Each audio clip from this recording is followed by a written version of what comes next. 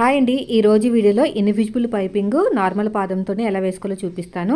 మీరు తీసుకున్న ఏ colour cloth అయినా సరే ఇలాగ సగానికి ఫోల్డ్ చేసుకుని మిడిల్లో థ్రెడ్ పెట్టేసుకుని ఇలా నీట్గా ఫింగర్ సహాయంతో స్టిచ్ వేసుకుంటూ వెళ్ళిపోవాలి. చూడండి నేను ఎలాగైతే వేస్తున్నాను స్టిచ్ అలా అనేది.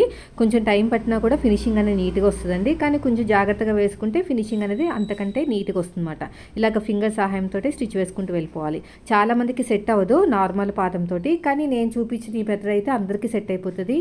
ఏ మిషన్ అయినా సరే ఇదే మెథడ్ అండి. చిన్న మిషన్ అయినా పెద్ద మిషన్ అయినా ఇదే మెథడ్. ఇలాగా ఫోల్డింగ్ చేసుకుంటూ నీట్గా స్టిచ్ చేసుకుంటూ వెళ్ళిపోయిన తర్వాత ఎగస్ట్రా ఈ థ్రెడ్ని కట్ చేసేసుకుని మనకు ఒక ½ ఇంచ్ వరకు ఉంచుకుని మిగతా క్లాత్ని కట్ చేసుకోవాలి.